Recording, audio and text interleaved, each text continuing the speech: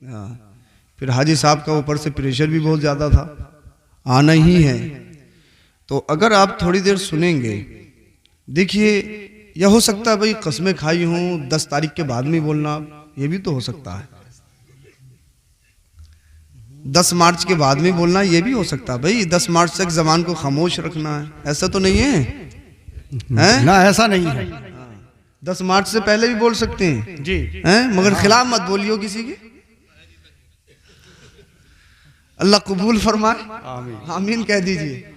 बाकी हालात का कुछ पता नहीं। हाँ, अल्लाह बेहतर फरमाए, अल्लाह हमारे मुल्क के लिए बेहतर फरमाए, आमीन, इस्लाम और मुसलमानों के लिए बेहतर फरमाए, आमीन। हाँ। तो अच्छा, सुस्ती भगा दूं मैं आपकी? भगाना चाह रहे हैं? टांगों में जान है? खड़े होके दिखाओ जरा सब। अरे माशा, अरे हाजी जी आप भी हो जाओ, अभी तो जवान है, मोमिन कोई बूढ़ा नहीं होता है, माशाअल्लाह। बस थोड़े थोड़े करीब आ जाओ और कुर्सियां सही बैठ पड़ी, आप बैठ जाइए। सुस्ती भाग गई, अब भागी सुस्ती। पहली चीज तो ये, जो भी प्रोग्राम करवाए, पहली चीज इस बात को याद रखे कि कुर्सियों का सिस्टम ना करे, नीचे बैठना ये सबसे बेहतर है। और जाड़ों में कुर्सियों के प्रोग्राम फेल होते हैं, इसीलिए प्रोग्राम में कुर्सी नहीं होना चाहिए। हाँ, आप सोच रहे होंगे अपना आप तो सोफे पे बैठे हैं और हमें कुर्सी बिठाने से मना कर रहे हैं। ऐसा नहीं है भाई, मैं नहीं बैठा हूँ यहाँ, आपने बिठाला है, मुझे नहीं बिठाला है। ये तो अल्लाह के रसूल का सदका है, ये तो इल्म की बरकत है, ये इल्म का कमाल है, ये मेरा कमाल नहीं है, ये इल्म का कमाल है। अल्लाह जिन्हें इल्म अता करता है, अल्लाह उनके दर्जों को बुलंद फरमा देता है, ये इल्म का कमाल है। तो गुजारिश आपसे ये है कि आप जितनी देर भी सुनेंगे, मैं इंशाअल्लाह ज़्यादा आपको सुनानी नहीं है, थोड़ी देर में सुनाऊंगा और उसके बाद में सलातो सलाम पढ़ लिया जाएगा, वक्त भी काफ़ी हो गया। अल्लाह रब्बुल इज़्ज़त हम सबों को हक़ कहने की और हक़ पर अमल की तौफीक अता फरमाए। आइए अर्ज़ो मारूफ से पेशतर मोहब्बत के साथ दरूद शरीफ का नजराना पेश करें। पढ़िए बाबा से बुलंद, अल्लाहुम्मा सल्ली अला सय्यदिना व मौलाना मुहम्मदिन व बारिक वसल्लिम सल्लु अलैहि सलातुम व सलामुन अलैका या रसूलल्लाह सल्लल्लाहु अलैहि वसल्लम। हाँ, शायद वक्त से ऐलान नहीं हो पाया, बस्ती में नहीं पता है, वरना लोग और भी होते। हाँ, खाने का प्रोग्राम ज़्यादा लंबा चल गया होगा तकरीबन। हाँ, मुसलमान खाने पे तो अल्लाह खैर फरमाए, गोश्त और बिरयानी के लिए तो कुछ भी कर सकता है। खाना ज़रूरी है, जिंदगी के लिए खाना ज़रूरी है। जिंदगी खाने के लिए नहीं है, खाना जिंदगी के लिए है, लेकिन जिंदगी मेरे साथ कह लीजिए, खाना जिंदगी के लिए है, लेकिन जिंदगी खाने के लिए नहीं। समझना होगा, जीने के लिए खाना जरूरी, लेकिन खाने के लिए जीना जरूरी ये नहीं है। हाँ, जिंदगी जीने के लिए खाने की जरूरत है, लेकिन पूरी जिंदगी इंसान खाते रहे। मेरे मुस्तफ़ा ने इरशाद फरमाया, कम गुफ्तन, कम खुर्दन और कम खुफ्तन। बेटा सुनो बच्चों, 3 चीजें करो, कम बोलो, कम खाओ, कम सो, हमेशा अच्छे रहोगे जी। कम खाना, कम बोलना, कम सोना। अल्लाह के रसूल एक हदीस पाक में इरशाद फरमाते, या अकुलुल मुमिन फी मियान वाहिद व या अकुलुल काफिर फी सबआति अमआइन। मुस्तफ़ा ने इरशाद फरमाया, मोमिन एक आंत में खाता है और काफिर 7 आंतों में खाता है। मोमिन एक आंत में खाता है, उल्टा हो रहा है, अब उल्टा हो रहा है, यहां तक भर रहा है, यहां तक पानी तक की गुंजाइश नहीं है। हालांकि कम खाने में आफियत है। हमारी भी रोज 5-6 जगह दावत होती है, सुबह दोपहर में भी और शाम में भी। आँख खाने पे खुलती है और बंद खाने पे हो रही है। वो सारे लोग के प्रोग्राम के बाद थोड़ा सा जरूर खाओगे। तो मैं ये कहता हूँ भाई, ज्यादा आप खिला रहे हो, फिर जब पेट बढ़ेगा, सेहत में इजाफा होगा, तो फिर आप ही लोग कहोगे कि अब हजरत सेहत अच्छी नहीं लग रही, कम करो। तो इससे बेहतर यह है कि पहले से लेके चलो भाई, कम करने की जरूरत क्यों पड़े। यह हरगिज नहीं है कि जो इंसान ज्यादा खाता है वो ज्यादा ताकतवर नहीं। ताकतवर वो होता है जो लिमिट से खाए। ताकतवर वो होता है जो अपनी मशीनरी के मुताबिक खाए। अब हमें कौन सी चीज मुवाफिक आएगी या नहीं आएगी, यह इंसान को खुद देखना होता है। शुगर है, लेकिन जब मीठ आ जाए तो छोड़ेंगे, इंजेक्शन ले लेंगे, डोज ले लेंगे, डोज, मगर खाएगा जरूर। अरे भाई अल्लाह के बंदे, जो चीज तुम्हें नुकसान दे रही है आप क्यों खा रहे हो? दवाई तक पहुंच ही क्यों रहे हो? अलहिमियत रअसुद्दवा, परहेज दवाई की जड़ है जी। अलहिमियत रअसुद्दवा अरबी में मुहावरा बोला जाता है कि परहेज दवाई की जड़ है। इसीलिए सेहत ये अल्लाह का बहुत बड़ा तोहफा है, अल्लाह का बहुत बड़ा इनाम है। इस सेहत की कदर करना चाहिए, जिस्म की कदर करना चाहिए। अल्लाह ने जवानी दी है, सेहत दी है, तो इसकी कदर करो। इसकी कदर नहीं करता इंसान तो बहुत जल्दी हलाक हो जाता है, हलाकत के गड्ढे में पहुंच जाता है। तो एक मरतबा और दरूद शरीफ पढ़ के सुनाए। पढ़िए बाबा से बुलंद, अल्लाहुम्मा सल्ली अला सय्यदिना व मौलाना मुहम्मदिन व बारिक वसल्लम, सल्लु अलैहि सलातुम व सलामन अलैका या रसूलल्लाह सल्लल्लाहु अलैहि वसल्लम। यही है आरज़ू, तालीम कुरान आम हो जाए, हर एक परचम से ऊंचा परचम इस्लाम हो जाए, हर एक परचम से ऊंचा परचम इस्लाम हो जाए, हर एक परचम से ऊंचा परचम इस्लाम हो जाए। हजारों साल नरगिस अपनी बेरुखी पे रोती रही, बड़ी मुश्किल से होता है चमन में दीदावर पैदा, बड़ी मुश्किल से होता है चमन में दीदावर पैदा। हमें घरों से क्या मतलब, मदरसा है वतन अपना, हमें घरों से क्या मतलब, मदरसा है वतन अपना। किताबों में मरेंगे कफन होगा वरक अपना, किताबों में मरेंगे वरक होगा कफन अपना। और आला हजरत कहते हैं चमक तुझसे पाते हैं सब पाने वाले, मेरा दिल भी चमका दे चमकाने वाले। बरसता नहीं देखकर अब्र रहमत, बदों पर भी बरसा दे बरसाने वाले। तो जिंदा है वल्लाह, तो जिंदा है वल्लाह, मेरे चश्मे आलम से छुप जाने वाले। तो जिंदा है वल्लाह, तो जिंदा है वल्लाह, मेरे चश्मे आलम से छुप जाने वाले। ये माइक वाले ये भी दे रहे हैं आज, ये देते नहीं, इनका लेने का काम है, हाँ, लेकिन ये भी दे रहे हैं आज। अल्लाह इनको सलामत रखे, इनके माल में बरकतें अता फरमाए। आप मोहब्बत से सुन लीजिए, देव मत दो इसके परवाह नहीं है, बस मोहब्बत से सुन लीजिए, यही काफ़ी है मेरे लिए। हाँ, अल्लाह हमारी इस महफिल को कबूल फरमा ले। हाँ, आला हज़रत कहते हैं, आला हज़रत कहते हैं दिल करो ठंडा मेरा वो कफे पा चांद सा, दिल करो ठंडा मेरा, मेरे साथ पढ़ लीजिए, दिल करो ठंडा मेरा वो कफे पा चांद सा, सीने पे रख दो जरा, सीने पे रख दो जरा, या रसूल अल्लाह सीने पे रख दो जरा, या नबी अल्लाह सीने पे रख दो जरा, या हबीब अल्लाह सीने पे रख दो जरा, वो सीने पे रख दो जरा। आला हज़रत कहते दिल करो ठंडा मेरा, सीने पे रख दो जरा वो कफे पा चांद सा, सीने पे रख दो जरा तुम पे करोड़ों दुरूद, सीने पे रख दो जरा तुम पे करोड़ों दुरूद, करके तुम्हारे गुनाह मांगे तुम ही से पना, करके तुम्हारे गुनाह मांगे तुम ही से पना। अगर कोई मुल्क के साथ गद्दारी कर दे तो उस पर देशद्रोही का मुकदमा लगता है, उसको मुल्क से निकाल दिया जाता है या उसको फांसी की सज़ा सुनाई जाती है। अगर कोई बेटा बाप की नाफरमानी करे तो बाप उसको घर से निकाल देता है। अगर कोई गुलाम अपने आका की नाफरमानी करे तो आका उसको अल्लाह अकबर कैद कर लेता है, उसको सज़ा देता है। अगर कोई चोर चोरी कर ले तो मालिक उसके पीछे भागता है, जब तक पकड़ नहीं लेता है, जब तक उसको जेल नहीं करवा देगा, जब तक वो सांस नहीं लेता है। लेकिन आला हजरत कहते हैं तुम्हारे नबी कितने बड़े करीम हैं, तुम्हारे नबी कितने बड़े रहीम हैं, तुम्हारे नबी कितने बड़े शफीक हैं, करके तुम्हारे गुनाह मांगे तुम ही में से पना। तुम कहो दामन में आ, तुम कहो दामन में आ, तुम कहो दामन में आ, तुम पे करोड़ों दुरूद, तुम कहो दामन में आ, तुम पे करोड़ों दुरूद। काम वो ले लीजिए तुमको जो राजी करे, ठीक हो नामे रजा तुम पे करोड़ों दुरूद। सुभान अल्लाह। ठीक हो नामे रजा तुम पे करोड़ों दुरूद। अब मैं शुरू हो रहा हूँ और मेरी एक हैबिट ये भी है, मैं कोशिश करता हूँ ऑन द टॉपिक गुफ्तगू की जाए ताकि समझ में आना चाहिए। और आज की हमारी ये महफिल जो है एक इल्म के ताल्लुक से है, एक इल्म के ताल्लुक से है।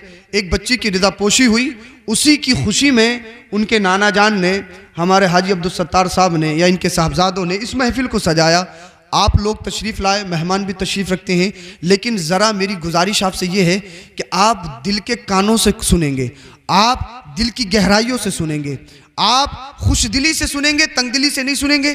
जितनी देर सुना जाएगा इतनी देर सुनाया जाएगा। अब रब क्या कहता है वो सुनिए। अल्लाह कुरान में इरशाद फरमाता है, कुल हल यस्तविल लज़ीना यअलमून वल लज़ीना ला यअलमून। ए महबूब आप फरमा दीजिए, लोगों में ऐलान कर दीजिए, पढ़े लिखे और बेपढ़े बराबर नहीं, पढ़े लिखे और बेपढ़े बराबर नहीं, पढ़े लिखे और बेपढ़े बराबर नहीं, उनका कोई तकाबुल नहीं, उनका कोई मुकाबला नहीं। क्यों? जहल जो है वो तारीकी है और इल्म जो है वो रोशनी है। इल्म रोशनी है, इल्म रोशनी है। तो पढ़े लिखे और बेपढ़े बराबर नहीं। अल्लाह रब्बुल इज़्ज़त कुरान करीम में दूसरी आयत में इरशाद फरमाता है, यरफ़इल्लाहु लज़ीना आमनु मिनकुम वल्लज़ीना ऊतुल इल्म दरजात। अल्लाह ने जिन लोगों को इल्म दिया है ना, उनके दर्जों को बुलंद कर दिया है, उनके दर्जों को बुलंद कर दिया है। तो इल्म की अल्लाह रब्बुल इज़्ज़त ने इतनी बड़ी शान रखी है। एक बात सुनिए आप, इल्म अल्लामा इमाम गज़ाली रहमतुल्लाह ताला अलैह मिनहाजुल आबिदीन में इरशाद फरमाते हैं, इबादत से पहले इल्म है, इबादत से पहले इल्म है। पहले नमाज नहीं है, पहले रोजा नहीं है, पहले हज नहीं है, पहले ज़कात नहीं है। अल्लाह रब्बुल इज़्ज़त ने अपने रसूल पे कुरान की सबसे पहली वही को नाजिल फरमाया तो ये नहीं फरमाया महबूब के नमाज कायम करो और अपने उम्मतियों को हुक्म दो। पहली वही जब नाजिल फरमाई तो ये हुक्म नहीं फरमाया कि ज़कात का हुक्म दो, ये हुक्म नहीं फरमाया कि रमज़ान के रोज़ा का हुक्म दो या दीगर अरकान को वाजिब नहीं किया, बल्कि कुरान को खोलिए और कुरान के सबसे पहली वही को पढ़िए। तो कुरान इरशाद फरमाता है, इक़रा इक़रा इक़रा। ए बच्चों, ए बच्चों, ए बच्चों, इधर देखिए भाई, डिस्टर्ब मत करें। आप इन मोबाइलों को रख दीजिए, वो चल रहा है, आप नेट पे सुन लीजिएगा, रोज तकरीरें हो रही हैं। इन मोबाइलों के चक्कर में आप काम खराब कर दोगे। बेटे सुनो जरा तवज्जो से, डिस्टर्ब मत करो। दरूद शरीफ पढ़िए, सल्लल्लाहु अलैहि नबील उम्मी व आलिहि सल्लल्लाहु तआला अलैहि वसल्लम, सलातु व सलामुन अलैका या रसूल अल्लाह सल्लल्लाहु अलैहि वसल्लम। सुनिए, मैं तुम्हें बता रहा था, इल्म इबादत से पहले, इल्म नमाज से पहले, इल्म रोजे से पहले, इल्म हज से पहले, इल्म ज़कात से पहले, इल्म हर एक चीज से पहले, इल्म अल्लाह की इबादत से पहले, रसूलुल्लाह की इताअत से पहले इल्म। कैसे पहले? सुनिए सुनिए, कुरान की सबसे पहली आयत, जो कुरान की सबसे पहली वही है जो मुस्तफ़ा पर नाजिल हुई, कुरान की आयत, रब इरशाद फरमाता, इक़रा, ए महबूब पढ़िए, ए महबूब पढ़िए, ए महबूब पढ़िए। इक़रा का मतलब होता है पढ़िए। तो अल्लाह रब्बुल इज़्ज़त ने कुरान की सबसे पहली वही इक़रा से शुरू की है, जो पढ़ने से शुरू हो रही है। तो कुरान की सबसे पहली आयत, कुरान की सबसे पहले वही, ये इस तरफ इशारा कर रही है कि नमाज पहले नहीं है, रोजा पहले नहीं है, हज पहले नहीं है, ज़कात पहले नहीं है और दीगर अरकान पहले नहीं है। पहले जरूरी है पढ़ना, क्योंकि पढ़ेगा नहीं तो इबादत करेगा नहीं, पढ़ेगा नहीं तो नमाज को पहचान नहीं सकता। जब तक पढ़ा लिखा नहीं होगा, वुजू करना नहीं आएगा। वुजू में कितने फर्ज है, गुस्ल में कितने फर्ज है, वुजू के शराइत क्या है, नमाज के शराइत क्या है, नमाज के वाजिबात क्या है, नियत कैसे बांधी जाएगी, खड़ा कैसा हुआ जाएगा, रुकू में क्या पढ़ना है, सजदा कैसे करना है, कायदा में कैसा बैठना है, सलाम कैसे फेरना है, इमाम की इताअत करेगा तो फिर क्या पढ़ेगा, अगर खुद इमाम बनेगा तो फिर क्या करेगा, तो दीगर अगर कोई नमाज में खता हो जाए तो कब क्या करना है, सजदा सहब का कब कर करना है, कौन सी तस्बीह कहाँ पढ़नी है, अगर अल्लाह ने माल दिया है, ज़कात देनी है तो कैसे देनी है, कितनी देनी है, कितनी मिकदार में देनी है, हज करना है तो सफा मरवा की सही कैसे करनी है, तवाफ कैसे करना है, मिना में जाके कुर्बानी कैसे करनी है और कंकरियां कैसे मारने हैं। अगर ये इन कारखानों को जब तक इंसान समझेगा नहीं, जानेगा नहीं, क्योंकि सबसे पहले अहम ये है, इल्म की जरूरत है। और इल्म हर इबादत से पहले है, इल्म नमाज से पहले है, इल्म रोजे से पहले है, इल्म ज़कात से पहले है, इल्म हज से पहले है। इसलिए अगर तुम्हारे सीने के अंदर इल्म आ गया,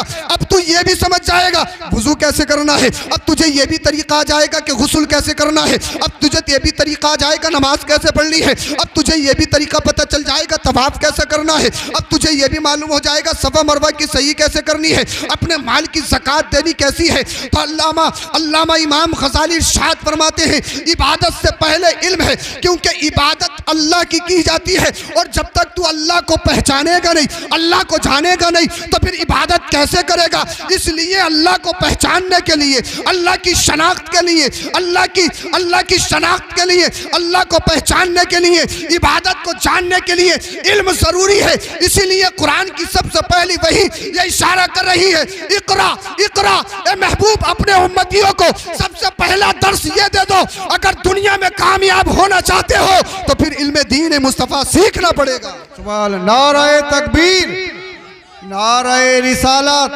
हुजूर सैयद अफरोज मियां साहब किबला, नाराए तकबीर, नाराए रिसालत। इल्म सीखना पड़ेगा। जी इल्म रोशनी है, जी, इल्म इंसान को बुलंदी तक पहुंचाता है, इल्म इंसान को पस्ती के दलदल से निकालकर आसमान की बुलंदियों पे पहुंचाता है। बेशक। मैं यहां पर जो बैठा हूं, कुर्सी पे बैठा हूं, मेरा नसब वो एक अलग चीज है। मेरे अलावा भी अगर कोई खतीब होता, चाहे किसी भी बरादरी से ताल्लुक रखता हो, आलिम है, आलिम को आप यहां पर बिठा लोगे। क्या वजह है? आप नीचे बैठे हो, हम कह रहे हैं, आप सुन रहे हो, और जो कह रहे हैं वो कर रहे हो। हम खड़ा कर रहे हैं तो खड़े भी हो रहे हो हैं। हम जो कह रहे हैं वो कर रहे हो आप। हम अपनी सुना रहे हैं, पैसे आप दे रहे हो, हम पैसे लेने वाले हैं, हम सोफे पे बैठे हैं।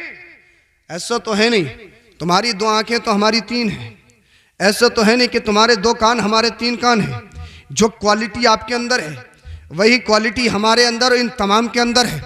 2 हाथ आपके पास हैं, 2 हाथ इन लोगों के पास हैं, 2 आंखें आपके पास, 2 ही आंखें इन लोगों के पास। जो लिबास आप पहनते हो वही लिबास ये लोग पहनते हैं। जो खाना रोजमर्रा का आपका है वही खाना इनका है। अलग से इनमें कोई सिफत ऐसी नहीं है जो तुमसे जुदा गाना हो, अलग से इनमें कोई ऐसी खूबी नहीं है ये तुमसे अफजल हो। फिर भी ये सोफे पे तुमने डाला है, तुमने बिठाला है। इसकी वजह क्या है? इसकी वजह सिर्फ इल्म है, इल्म, इल्म है, इल्म। तो इल्म इंसान को पस्ती से उठाकर बुलंदियों तक पहुंचाता है। चाहे इंसान बादशाह हो, चाहे गांव के प्रधान जी हो, चाहे इलाके के विधायक जी हो, चाहे कोई भी हो, अल्लाह अकबर कबीरा। लेकिन जब इमाम बनने की बात आती है तो इमाम कौन बनेगा? प्रधान जी का बेटा इमाम नहीं बनेगा, विधायक जी का बेटा इमाम नहीं बनेगा, चौधरी साहब का बेटा इमाम नहीं बनेगा, जमींदार का बेटा इमाम नहीं बनेगा, डॉक्टर तबीब का बेटा इमाम नहीं बनेगा, प्रोफेसर का बेटा इमाम नहीं बनेगा। कौन इमाम बनेगा? इमाम वो बनेगा जिसके सीने में कुरान हो। बोलिए जरा सुभान अल्लाह, जरा थोड़ी सुभान अल्लाह। आप जैसा मुझसे चाहोगे वैसे बुलवा सकते हो, और अगर आप सुस्ती करोगे तो फिर मेरा भी काम खराब हो जाएगा, मुझसे भी नहीं बोला जाएगा। बहुत जल्दी बात खत्म करने वाला हूं मैं। ये आपके ऊपर है, या आप पर डिपेंड करता है आप कैसा सुनना चाहते हो सुनो। अब इमाम कौन बनेगा? इमाम नसब को नहीं देखता, मस्जिद मालदारी को नहीं देखती है, मस्जिद नामवरी को नहीं देखती है, मस्जिद शोहरत को नहीं देखती है। ये प्रधान जी के हैं लेकिन निकम्मे हैं, इनको आगे खड़ा कर दिया जाए। ये विधायक जी के हैं, माल बहुत है इनके पास, तो इन्हें आगे खड़ा कर दिया जाए। ये जमींदार साहब के शहजादे हैं, इनको आगे खड़ा कर दिया जाए। इनकी गांव में बहुत चलती है, ये जमींदार हैं, ये तो अल्लाह अल्लाह, ये तो वो हैं, ये तो पंचायती हैं, इनके बेटे को खड़ा कर दिया जाए। हरगिज नहीं, अगर खड़ा कर भी दिया जाए, अगर किसी दाढ़े मुंडे को खड़ा कर दिया जाए तो उसका सगा बाप भी उसके पीछे नमाज नहीं पढ़ेगा। अगर किसी शराबी को खड़ा कर दिया जाए तो उसका सगा भाई भी उसके पीछे नमाज नहीं पढ़ेगा। अगर किसी अय्याश को खड़ा कर दिया जाए तो उसका सगा दादा भी उसके पीछे नमाज नहीं पढ़ेगा, उसके घर वाले भी उससे पीछे हट जाएंगे। लेकिन एक शख्स वो है जो माली एतबार से बहुत गरीब है, रंगत से काला है, गाँव में उसके घर का उसका बैकग्राउंड अच्छा नहीं है, एक अल्लाह अकबर कबीरा, और ऐसी बिरादरी से ताल्लुक रखता है जिनको आप अपनी नजरों में छोटा समझते हो। हालांकि कोई बिरादरी छोटी नहीं होती है। कुरान इरशाद फरमाता है, इन्ना अकरमकुम इंदल्लाहि अत्काकुम, ए लोगों तुम में अल्लाह के नज़दीक सबसे प्यारा, सबसे इज्जत वाला वो है जो अल्लाह से ज़्यादा डरता है। चाहे किसी भी बिरादरी से ताल्लुक़ रखता हो, चाहे किसी भी खित्ते का रहने वाला हो, चाहे किसी भी गाँव का रहने वाला हो। तो इमाम कौन बनेगा? इमाम वो बनेगा कि ये देख लो, इमाम बनेगा वो बनेगा मुस्तफ़ा की शरीयत पे चलता है या नहीं है, हाफिज़ कुरान है या नहीं है, कारी कुरान है या नहीं है, आलिम दीन है या नहीं है। तो मस्जिद का इमाम जो मुंतखब किया जाता है वो नसब की बुनियाद पर मुंतखब नहीं किया जाता है, वो माल की बुनियाद पर मुंतखब नहीं किया जाता है, वो इल्म की बुनियाद पर मुंतखब किया जाता है। और मस्जिद वो जगह है जहाँ सारे फ़र्कों को ख़त्म किया जाता है। वहाँ काले गोरे का फ़र्क ख़त्म किया जाता है, वहाँ अमीर गरीब का फ़र्क ख़त्म किया जाता है। वजह यह है जब आप साहब कोई इमाम नमाज पढ़ा रहा है, उसके पीछे जाने वाला जस्ट एक गरीब है तो उसके पीछे खड़ा होगा, ऐसा नहीं है।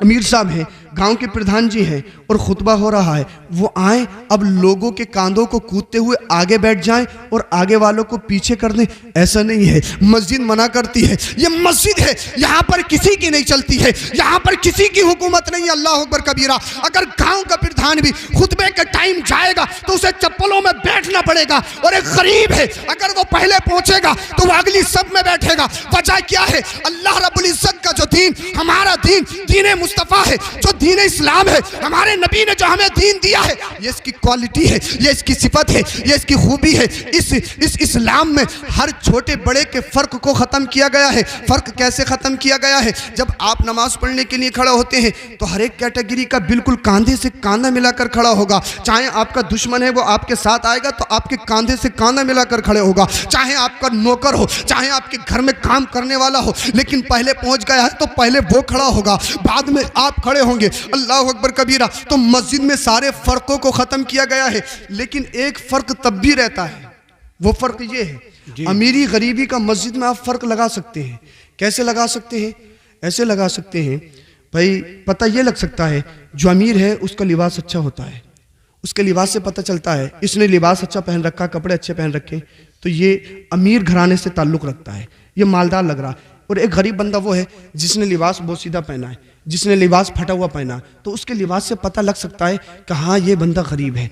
लेकिन बाहर इस्लाम, तेरी खूबी मस्जिद में तो पता लगा सकते हैं, लेकिन जब आप हज करने के लिए जाते हैं या उम्रा करने के लिए जाते हैं, हिंदुस्तान पाकिस्तान में आमने सामने की टक्कर, हमेशा आंकड़ा, अल्लाह अकबर कबीरा, दुनिया के किसी भी खित्ते का रहने वाला हो, वहां सिर्फ एक लिबास पहना जाता है जिसको इहराम कहा जाता है, वो सफेद कलर का होता है।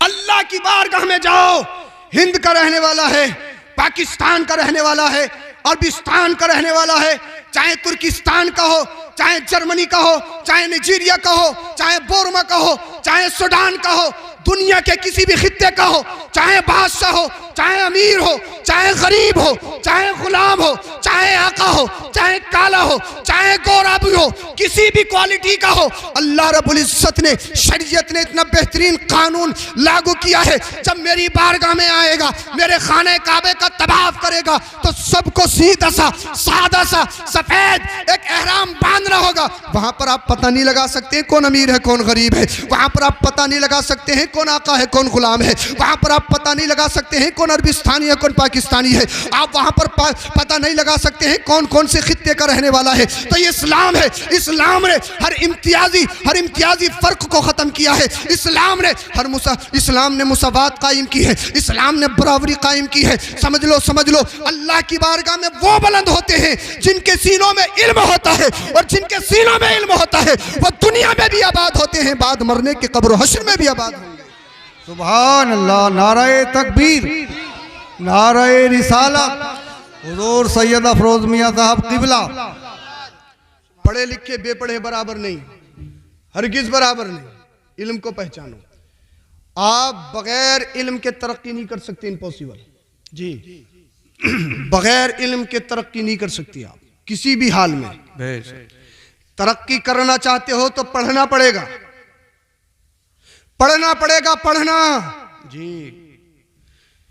जितने भी तरक्की याफ्ता ममालिक हैं, कंट्रीज हैं, आप उनका मुताला करो, उन्हें देखो, उनकी हिस्ट्री पढ़ो कि उन्होंने तरक्की कैसे की। तरक्की के सिर्फ दो रास्ते, एक इल्म, दूसरा बिजनेस, और दोनों मेरे मुस्तफ़ा ने पसंद फरमाए हैं। चल के बोलिए जरा सुभान अल्लाह। सुभान। इन दोनों के बगैर तरक्की मुमकिन नहीं। हम कि भाई अपने बच्चों को पढ़ाओ, हजरत बहुत महंगी पढ़ाई है, बहुत महंगी, और पढ़ने के बाद में नौकरी नहीं लगती। अक्सर लोगों की फिक्र ये मुसलमानों में कि नौकरी नहीं लगती, नौकरी नहीं लगती, नौकरी नहीं लगती। अल्लाह के बंदो, क्या तुम नौकरी के लिए बच्चों को पढ़ा रहे हो? 50,000 की तुम्हारे बच्चे की नौकरी लग गई, 1 लाख की नौकरी लग गई, है तो नौकर ही, फाउंडेशन है ना, नौकर ही है ना, मालिक तो नहीं बना ना, नौकर ही रहा ना। उसने अपने वक्त को बेच दिया। फिक्र बदलो, थॉट बदलो, सोच बदलो अगर तरक्की चाहते हो। इस तरक्की याफ्ता दौर में अपनी फिक्र को चेंज करना होगा। अपने बच्चों को इसलिए मत पढ़ाओ कि नौकर बनाएंगे, पढ़ाओ इसलिए कि हमारे बच्चे पढ़ के मालिक बनेंगे, मालिक बनेंगे। खुदा का वास्ता आधी रोटी खा लो लेकिन बच्चों को जरूर पढ़ा लो। तुमने अपनी जिंदगी तो बर्बाद कर ली, अपने बच्चों की जिंदगी बर्बाद मत करो। किसी को गाड़ी पे भेज दिया कि 50,000 रुपये महीना कमाएगा, किसी को किसानी पे छोड़ दिया कि तू वेल्डिंग का काम कर ले, तू फर्नीचर का कर ले, तू कार का सीख ले, तू मोटरसाइकिल का सीख ले, ये कर ले वो कर ले। नहीं, अगर तरक्की चाहते हो तो पढ़ना पड़ेगा। साइंस भी यह कहता है जो जितनी ज्यादा जबानें जानता है वो अकली एतबार से इतना ही तेज होता है। इस चीज को हमने समझना होगा और आगे बढ़ना होगा। एक बात मैं आपको बताऊं, मेरे जहन में आ रही है। ये बात बरसर स्टेज कहने के नहीं है, लेकिन आपको मैं समझाऊं। मेरी आज तकरीर ऐसी हो रही है, आपकी समझ में आना चाहिए, बाद में खत्म करने वाला हूं। हम ही हिंदुस्तान में मारे जाएं, कितनी मूव लीचिंग के मामला जी ठीक, कुछ बातें माइकों पे कहने की नहीं होती। समझ में आ रहा है ना आपके? कितने मुसलमानों को मार दिया गया, कितने लोगों से जय जय श्री राम के नारे लगवाए गए।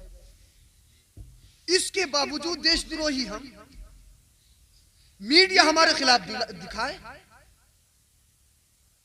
हम ही सताए जाएं और हम ही आतंकवाद कहलाए जाएं, हमें ही मारा जाए और हमें टारगेट किया जाए। क्यों? जब मीडिया में तुम्हारा है ही नहीं तो कोई दिखाएगा क्यों? जी पूछना चाहता हूं मैं आपसे। जब चौकी में तुम्हारा कोई है ही नहीं तो सुनेगा क्यों?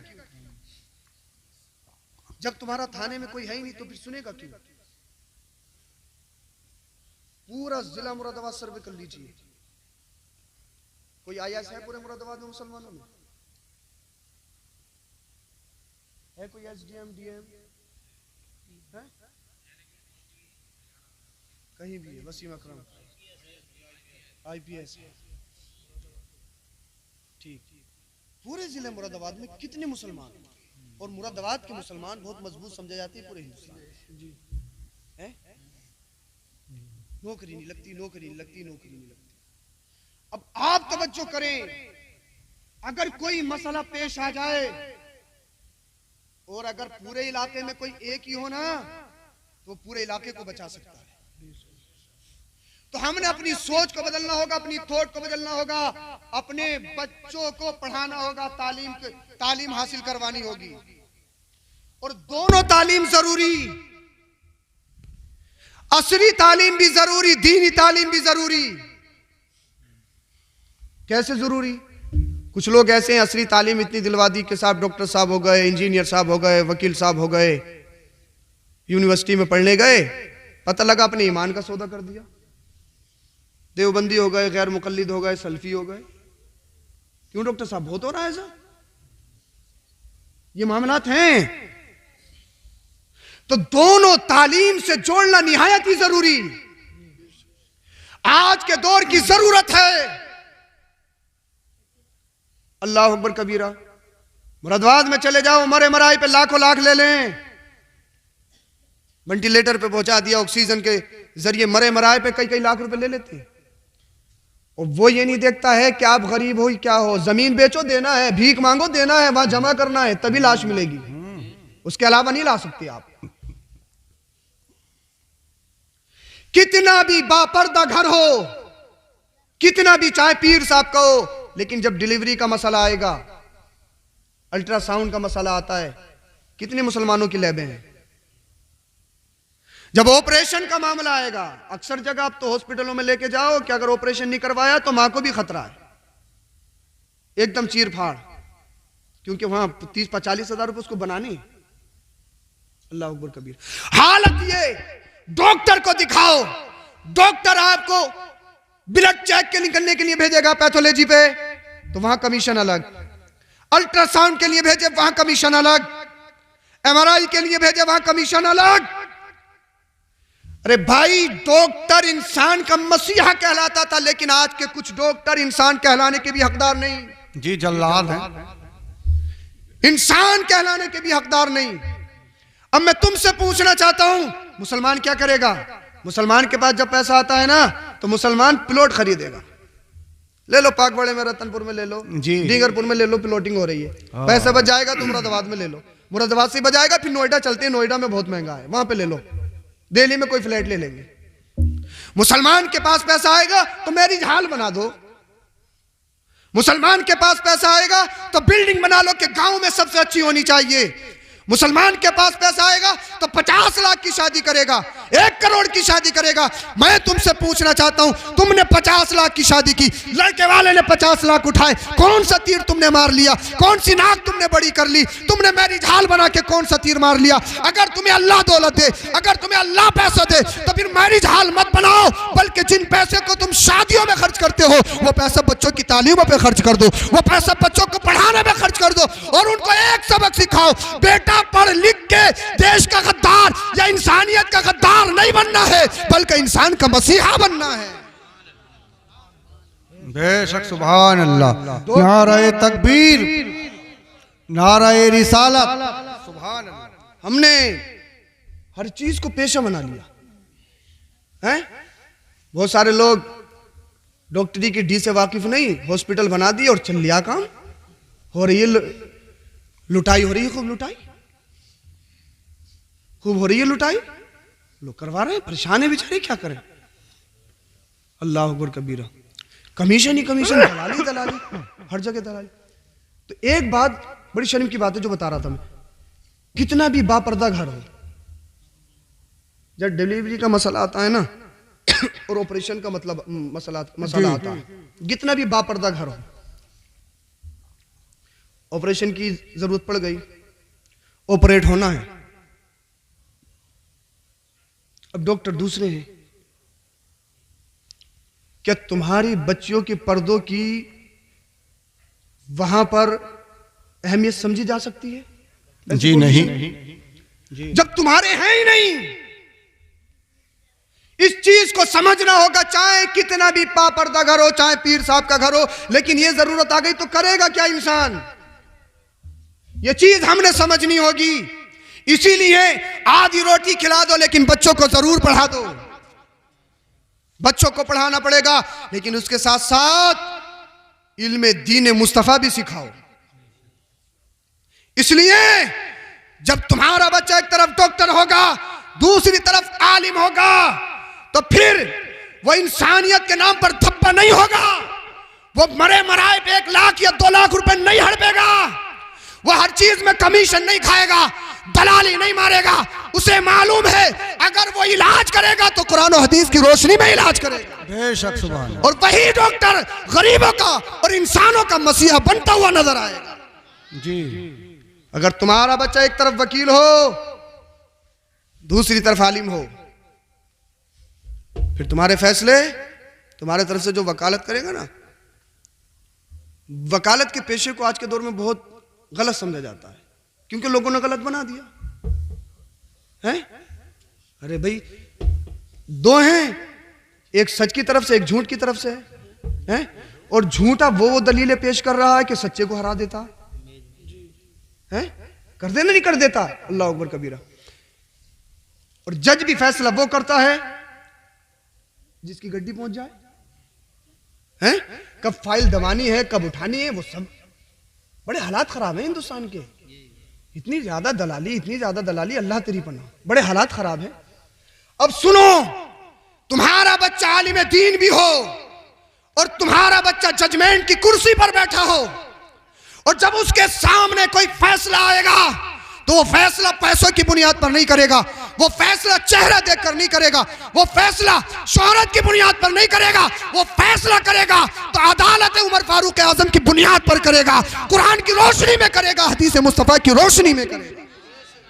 जरूरत है जमाने में इंकलाब लाने की, जरूरत है जमाने में इंकलाब लाने की। लेकिन बहुत सारे लोग कुछ हैं, कहते हैं डोंट बी मुल्ला, आलिम मत बनो।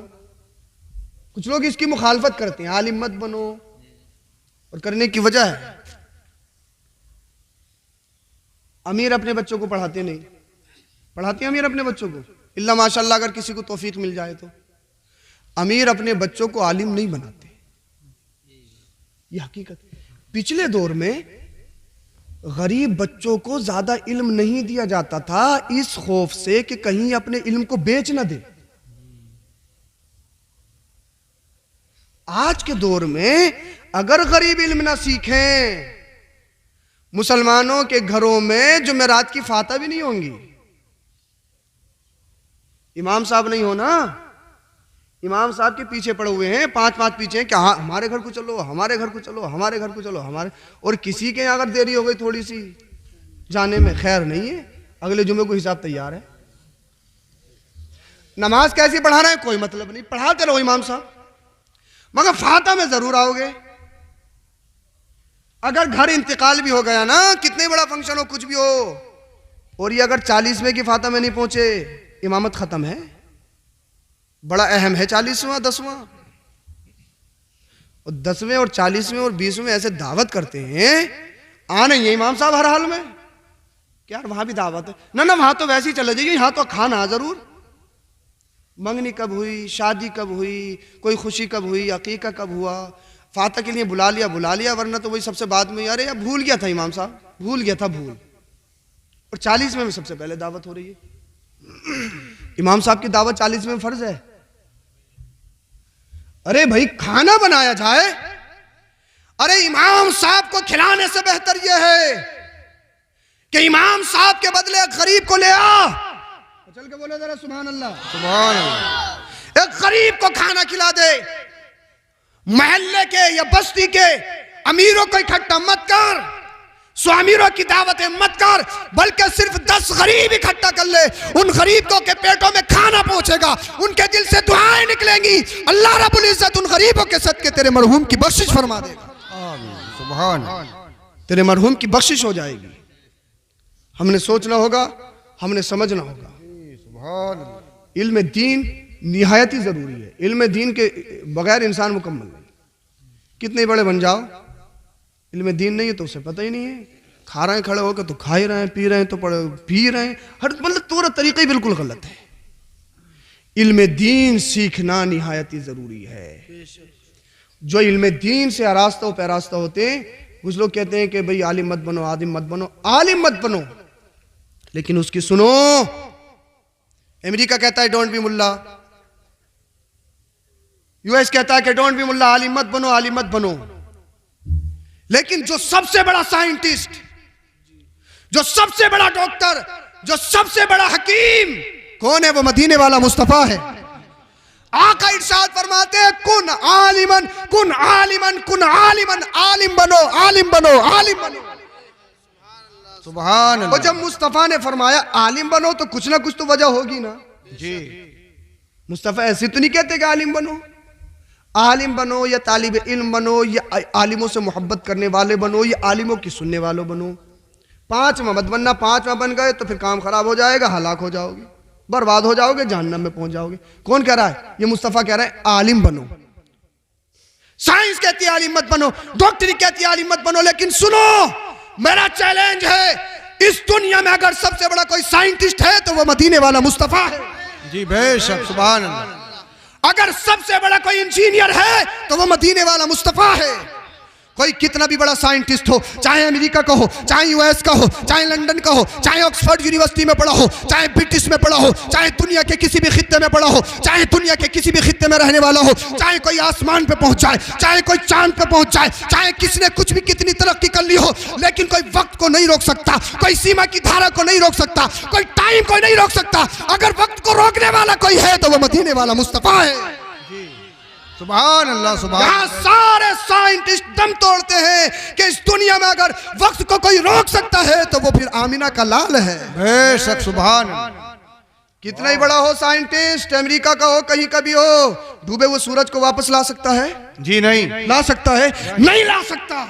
चाहे कुछ भी कहे, कितने भी दावे करे, सारे दावे झूठे हैं। लेकिन मदीने वाला मुस्तफा अगर इशारा कर दे तो डूबा हुआ सूरज मोले कायनात के लिए वापस आ जाता है। अल्लाहु अकबर, सुभान। चांद भी तो टुकड़ों में बट जाता है। सबसे बड़े साइंटिस्ट मदीने वाले मुस्तफा है। सबसे बड़े साइंटिस्ट, सबसे बड़े इंजीनियर मुस्तफा है। सबसे बड़े इंजीनियर मुस्तफा है। गज़वा खंदक के मौके पर। जी वाह, मचल के बोलिए जरा सुभान अल्लाह। सुभान। गज़वा खंदक के मौके पर अल्लाह के रसूल सल्लल्लाहु अलैहि वसल्लम जब हिजरत करके मदीना गए तो लोगों को सुकून नहीं मिला, इन कुफ्फार को हमेशा मुस्तफ़ा के मिशन के पीछे रहते। अब चंद मुसलमान यार कि क्या किया जाए, क्या किया जाए, क्या किया जाए। उस दौर में चंद सहाबा के मशवरों से आमिना के लाल ने फरमाया था एक खंदक खोदी जाए, और खंदक ऐसी इतनी बड़ी खंदक अगर कोई घोड़ा कुदाने की कोशिश करे तो वह उसमें गिर जाए और फिर निकल भी नहीं सकता है। सबसे बड़े इंजीनियर मुस्तफ़ा है, उस दौर के मुस्तफ़ा इंजीनियर है जिस वक्त ये कॉलेज भी नहीं थे, यूनिवर्सिटी भी नहीं थी, स्कूल भी नहीं थे, या साइंटिस्ट भी नहीं थे। अगर किसी को अगर दुनिया में इंजीनियरिंग अगर किसी ने दी है तो वह मदीने वाले मुस्तफ़ा ने दी है। बेशक, सुभान अल्लाह, अल्लाह अकबर कबीरा। और उसी दौर में सबसे बड़े ताकतवर भी मुस्तफ़ा हैं जी, स्ट्रॉन्ग मुस्तफ़ा है, मुस्तफ़ा से बड़ा कोई ताकतवर नहीं है जी बेशक। अल्लाह के रसूल सल्लल्लाहु ताला अलैहि वसल्लम जब खंदक खुद रही थी तो मुस्तफ़ा की बारगाह में चंद सहाबा, या रसूल अल्लाह एक पत्थर आ गया, वो किसी से टूट नहीं रहा। पत्थर जेसीबी है नहीं, कोई मशीनरी है नहीं। अब तो भाई आज के दौर में बहुत सारे आलात चल गए, उस दौर में ऐसा नहीं था। मेरे मुस्तफ़ा करीम सल्लल्लाहु अलैहि वसल्लम तशरीफ ले गए और फिर मेरे मुस्तफ़ा करीम सल्लल्लाहु अलैहि वसल्लम ने अपने हाथ में कदाल ली, फावड़ा लिया और पत्थर पे मारा।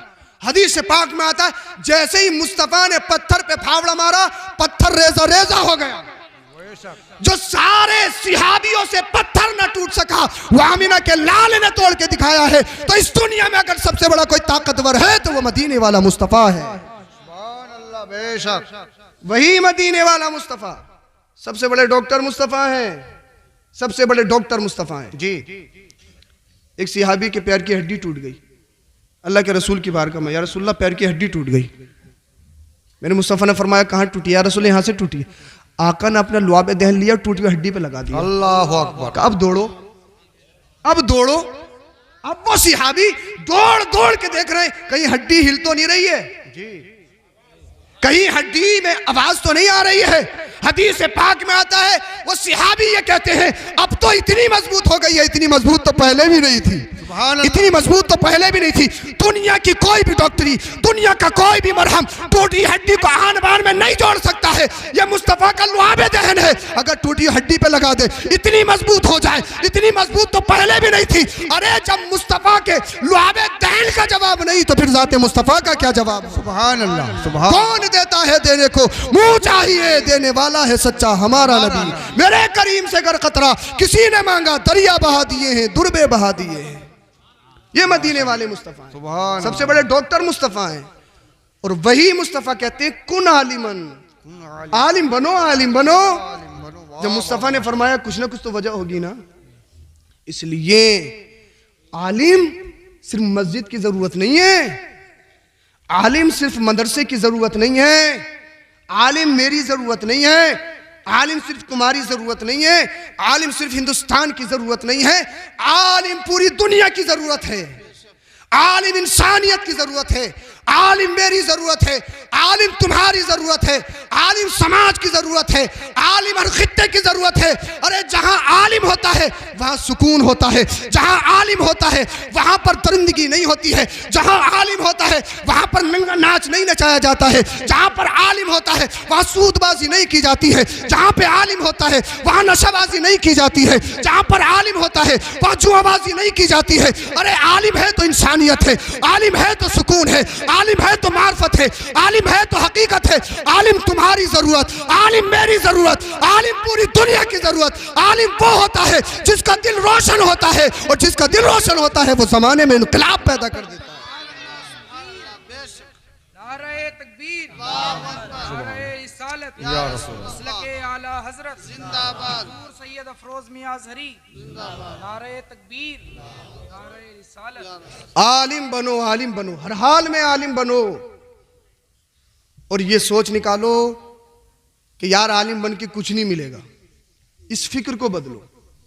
फर्ज थोड़ी है आलिम बन के इमामती करोगे, फर्ज थोड़ी है आलिम बन के मदरसा ही पढ़ाओगे। बिजनेस करो, हैं, बिजनेस करो। और जिनको अल्लाह ने बेटे दिए हैं और माल भी दिया है, उन पर निहायत ही जरूरी है कि वो कम से कम एक बच्चे को आलिम बनाएं। दीन की तरक्की एक ही चीज में पॉसिबल है, वरना बहुत मुश्किल है। एक बात मैं आपको बता रहा हूं भाई, मैं मुफ्ती बना मिसाल के तौर पे, मेरा बैकग्राउंड कमजोर है, मैं घर से कमजोर हूं, ठीक। मुफ्ती बनते बनते कम से कम उम्र 25 साल हो जाती है और बाकी 30 साल 35 साल अलग अलग है, कम से कम 25 हो ही जाती है जी, इतनी तो हो ही जाती है। इंसान मुफ्ती बन गया। अब मुफ्ती बनने के बाद आपकी मस्जिद में क्या वो 6-7 हजार रुपए पे आ सकता है? 25-30 साल उसकी उम्र है। जो तमन्नाएं आप करते हो, क्या उसके दिल में तमन्ना नहीं आती होगी? क्या उसके दिल में नहीं आता होगा कि वो अपने माँ बाप को हज करवाए? अरे आता होगा ना, वो भी इंसान है ना जी। क्या उसके दिल में तमन्ना पैदा नहीं होती होगी कि अपने बच्चों को अच्छे स्कूलों में दाखिला दिलाऊं? क्या उसके दिल में तमन्ना नहीं होती होगी कि मैं भी अच्छा मकान बनाऊं? वो भी तो चाहेगा ना। अब मालदार अपने बच्चों को आलिम बनाते नहीं और जो बन जाते हैं उनकी टांग खींचते हैं कि इतनी तनख्वाह, ये ऐसा, ये वैसा, ये ऐसा, ये वैसा। अल्लाह अकबर कबीर। दीन की तरक्की तभी पॉसिबल है जब मालदार लोग अपने बच्चों को पढ़ाएंगे जी। गरीब पढ़ेगा तो उसकी नियत पैसे पर जरूर जाएगी, जरूर जाएगी। वो खुलूस के साथ दीन की खिदमत नहीं कर सकता जैसे करना चाहिए, क्योंकि उसको जरिए मुआश, उसको तंगदस्ती खाए लेगी। और जब अमीरों के पास पैसा होगा, वो एक बच्चे को आलिम बनाएंगे, बेटा हमें तुमसे पैसों की जरूरत नहीं है, हम तुम्हारे बच्चों का खर्च हम उठाएंगे, तुम्हें तो सिर्फ दीन की खिदमत करनी है। फिर होगी दीन की खिदमत। आलिम भी, अमीर भी अपने बच्चों को आलिम बनाएंगे एक सूरत में। वो सूरत बता दूं कब? हर एक चाहता मेरा बच्चा अच्छा हो, नेक हो। कोई नहीं चाहता कि मेरा बच्चा चोर बने, गलत बने। हर एक चाहता मेरा बच्चा नेक बने। कोई नहीं चाहता, चोर भी होगा तब भी ये चाहेगा मेरा बच्चा अच्छा बने। उसकी वजह अमीर इसीलिए बच्चों को नहीं पढ़ाते कि मस्जिद और मदरसों की तनख्वाहें बहुत कम है। अगर यही तनख्वाहें 20 से 25 हजार हो जाएं, हर मुदर्रिस की तनख्वाह, हर मस्जिद के इमाम की तनख्वाह अगर 20 से 25 या 30 हजार हो जाए, तो मैं गारंटी के साथ कह सकता हूं गांव का प्रधान भी अपने बच्चों को हाफिज बनाता हुआ नजर आएगा और एक अमीर भी अपने बच्चों को आलिम दीन बनाता हुआ नजर आएगा जी। बेशक इनकलाब लाना होगा, सोच को बदलना होगा, फिक्र को बदलना होगा। आलिम जरूरत है पूरी इंसानियत की। आलिम के बगैर इंसानियत सूनी है, आलिम के बगैर पूरी दुनिया सूनी है। इसीलिए इल्म दीन सीखो और सिखाओ। कितने अफसोस की बात है यार, 60-70 साल की उम्र में मोबाइल हर तरह का चला लेते हैं, नमाज जनाजा याद नहीं। कितने अफसोस की बात। जिस बाप ने तुम्हारे लिए पूरे गांव का खसोट के, अपने भाइयों का मार के, करोड़ रुपए की प्रॉपर्टी छोड़ के गया, तुम्हारे लिए बिल्डिंग बना के गया, तुम उस बाप की नमाज जनाजा भी नहीं पढ़ सकते? कितनी शर्म की बात है।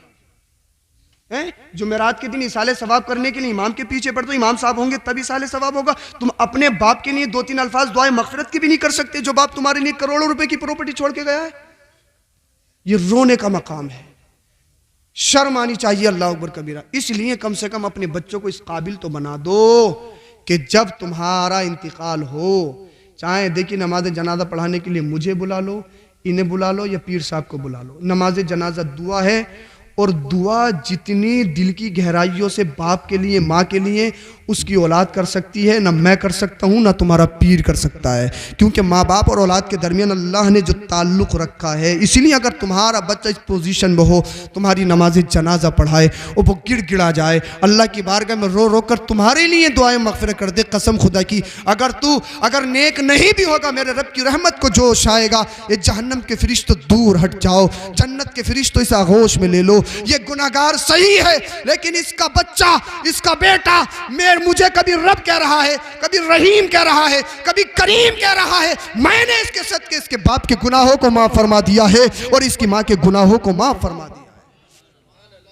तो इल्म दीन, अपने बच्चों को इल्म दीन सिखाओ। अपने घरों में इस्लामिक माहौल लाओ। और लास्ट पैगाम आपके लिए ये है, वो खुराफाते हैं मुसलमानों के घरों में जिसका कोई जवाब नहीं है। हर फंक्शन में खुराफाते हैं, शादियां आधे कपड़ों में बहन बेटियों की, फूलों की बरसात, रेबिन काटा जाएगा, हैं, केक काटा जाएगा, दूल्हे का इस्तकबाल किया जाएगा। अल्लाह अकबर कबीरा। और कुछ कमबख्त भाई ऐसे हैं, बहनें डांस कर रही हैं, वो वीडियो बना रहे हैं। कुछ भाई भी ऐसे हैं निकम्मे, और बाहर कह रहे 5,000 का लिबास पहनता हूँ, हजरत रिबॉक का शूज पहनता हूँ, ब्लैकबेरी का सूट पहनता हूँ, ये हूँ वो हूँ, और इतना बेहया है, बहन डांस कर रही है और ये वीडियो बना रहा है। हमीयत मर गई ना, आंखों पे गूदा चढ़ गया ना, जमीर बिल्कुल मर गया ना। हमारी बहनों के, हमारी बेटियों के, हमारे बहुओं के हाथों में फूलों के तश्त हों, वो गैरों पे फूलों की बारिश करें। बाप भी देख रहा है, भाई भी देख रहा है, बेटा भी देख रहा है, सबकी आंखों पे गूदा चढ़ गया, किसी का जमीर नहीं जागता।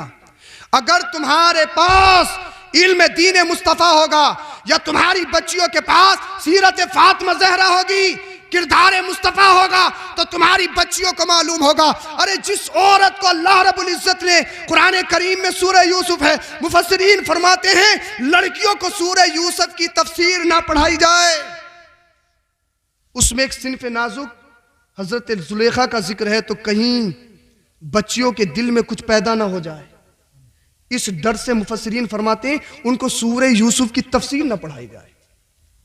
जो खातून अपने पैरों में पाजेब पहनती हैं, कुरान कहता है तुम्हारे पैजेबों की झनकार और आवाज इतनी ना हो कि गैर महरमों के कानों में पहुंच जाए।